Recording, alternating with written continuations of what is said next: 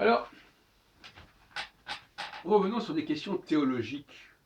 Comme je l'ai dit souvent, le politique empiète sur le théologique et pollue le théologique.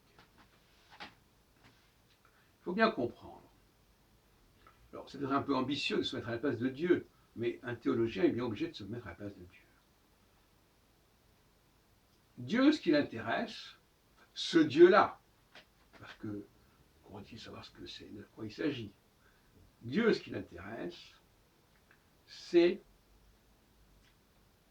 l'alliance avec un certain peuple, contre les autres peuples et contre les autres dieux. Parce que les dieux et les peuples, c'est la même chose. Alors, c'est ça qui compte. C'est que ces Hébreux qui, comme les autres peuples, avant, adoraient des idoles, et d'ailleurs, il y a dans les prophètes, dans les prophéties, là, le trio Ézéchiel, Jérémie et Isaïe, des attaques extrêmement profondes contre l'idolâtrie. On se moque des idolâtres qui utilisent le même bois pour fabriquer leur maison, pour fabriquer leur dieu.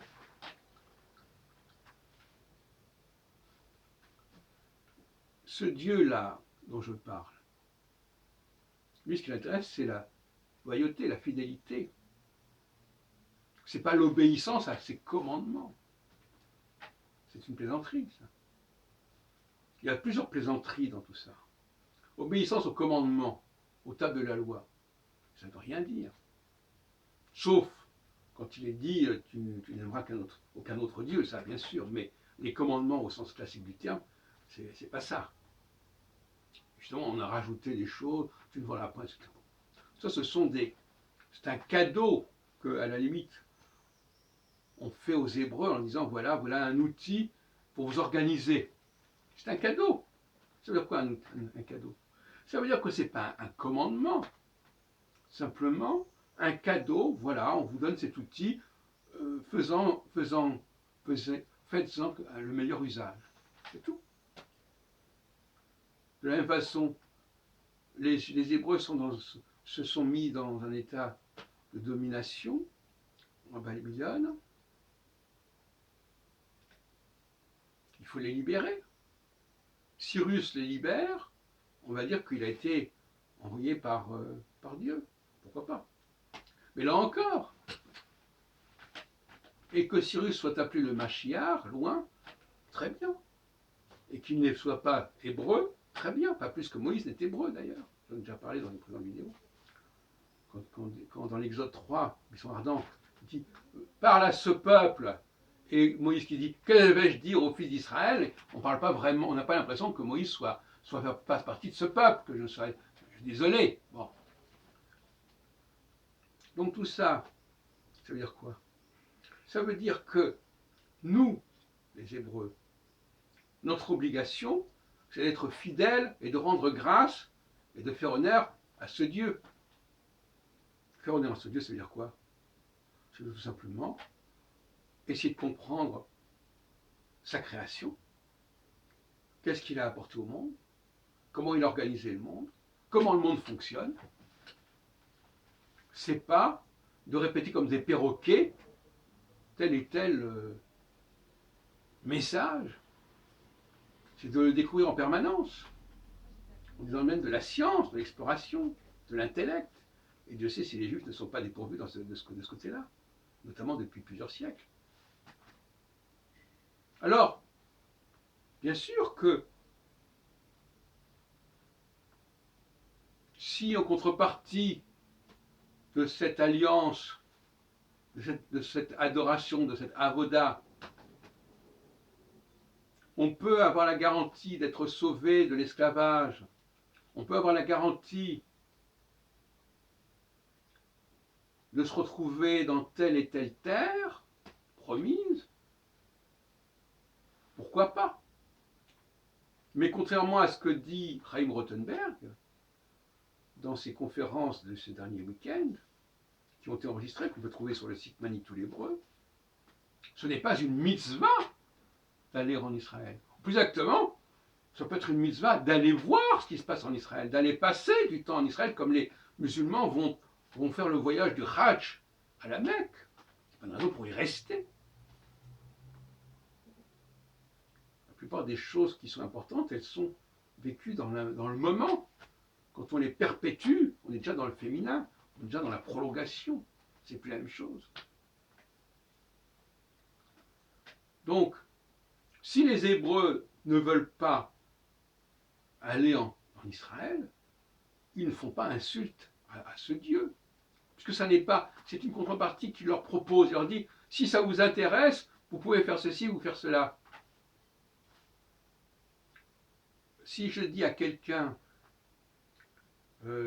si ça te fait plaisir, tu peux aller passer tes vacances dans ma villa. Bon. Ce n'est pas une obligation. Si cette personne ne veut pas passer ses vacances dans ma villa, ce n'est pas une obligation. Si en contrepartie, ce que moi j'attendais d'elle par ailleurs, elle le fait, c'est très bien. Mais je n'attendais pas d'elle qu'elle aille dans ma villa, j'attendais d'elle qu'elle me rende un certain service par ailleurs. Et si elle me rend ce service par ailleurs, je me fous complètement de savoir si elle, de son côté, ça l'arrange d'aller dans ma villa. Je prends un exemple totalement d'école, totalement abstrait. Oui, il y a là un manque de réflexion au niveau de ce qu'on appelle le domaine des obligations et des contrats. Je prends un autre exemple qui n'a rien à voir, le Brexit. Les Anglais ne sont pas obligés d'imposer des droits de douane à qui que ce soit. S'ils considèrent que c'est leur intérêt de ne pas le faire, ils ne le font pas. Je suis libre de mes propres obligations. Je ne suis pas libre des obligations d'autrui. Si autrui veut ceci, veut cela, très bien. Mais moi, si je décide que je n'aurai pas de contrepartie, que je n'aurai pas de représailles, que je ne ferai pas la chose que l'autre veut que je fasse ou craint que je fasse, c'est pas un problème. Je suis certain que Dieu ne porterait pas ombrage du fait que les Hébreux n'aillent pas en Israël. C'était simplement quelque chose qui, au moment où ça s'est produit, paraissait une bonne chose pour les Hébreux.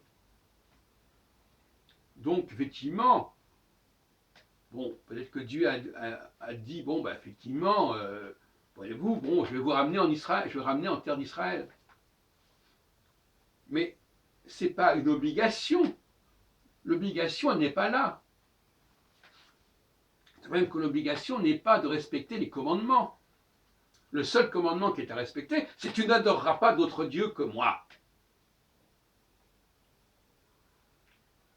Dieu ne va pas faire un scandale parce qu'on ne respecte pas le commandement sur la convoitise ou sur le meurtre, etc. Ça, c'est simplement un mode d'emploi de la société qu'il propose comme ça, voilà, pour vous rendre service, tiens, en contrepartie du fait que vous aurez un culte pour moi, eh bien, moi, je vous propose d'organiser votre société sur tel et tel critère, telle et telle valeur. Mais ça ne va pas plus loin. Il ne faut pas confondre, et je terminerai là-dessus, il ne faut pas confondre la contrepartie et l'obligation. La contrepartie, c'est, je vous propose cet avantage en contrepartie de ce que j'aimerais bien que vous fassiez pour moi.